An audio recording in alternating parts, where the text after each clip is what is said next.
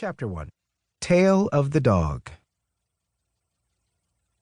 Love never ends. 1 Corinthians, 13th chapter, 8th verse. When Tuesday first came into my life, I wasn't in much better shape than the airman in the wheelchair at the Manhattan VA, though I'm sure he had a good 50 years on me. I was at least as glum as he was before he met Tuesday.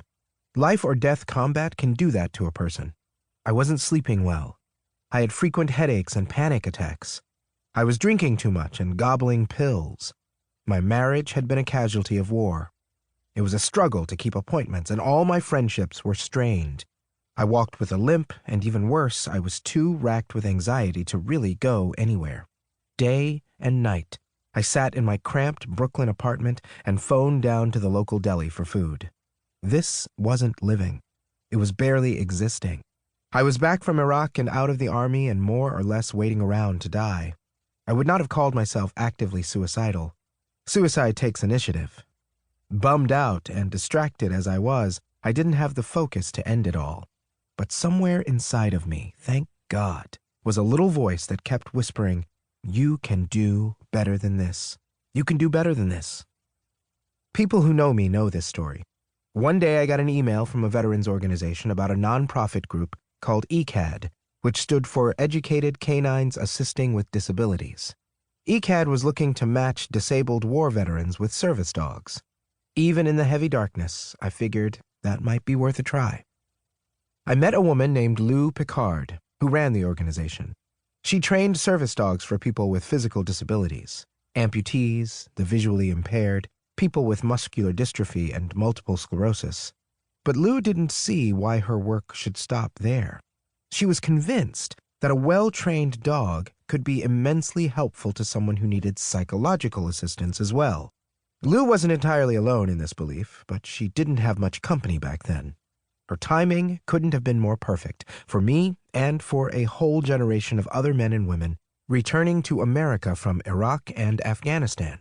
Many of us, no one could say exactly how many, but hundreds of thousands for sure, were suffering from an array of conditions that experts lumped under the term post-traumatic stress disorder, or PTSD. After decades of misunderstanding, downplaying, and denying these invisible wounds of war, military officials, veterans advocates, psychologists, and even a few dog trainers were coming to recognize PTSD as the massive epidemic it was. We have to do something about this. Quite a few of them began to say, though not quite sure what that something was.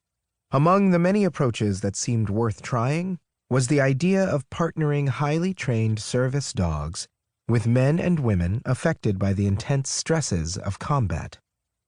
The dog Lou paired with me, an instinctively loving and exquisitely trained golden retriever with the mysterious name Tuesday, would help me change my life in dramatic and profound ways. But why should anyone be surprised by that? Dogs have been assisting human beings almost since the beginning of time. The next time you hear someone say, "It's a dog's world," or "We're all going to the dogs," just agree. That's been true since the days when human beings were grunting instead of talking and still dragging each other around by the hair. Dogs aren't only our best friends. They are also some of our oldest and most talented companions. There's a reason 40% of households in America now include at least one dog.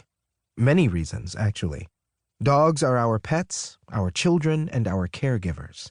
They love us, teach us, entertain us, work with us, protect us, and help in more ways than most people imagine. Dogs are doing a whole lot more than fetching the newspaper from the front lawn and rolling over on command, though I certainly don't minimize either of those. The close relationship between humans and canines goes back at least 40,000 years, well before history was written down. Modern genetic testing has proven that, at about that time, dogs diverged from an extinct wolf-like canid in Eurasia, and they've been with us ever since.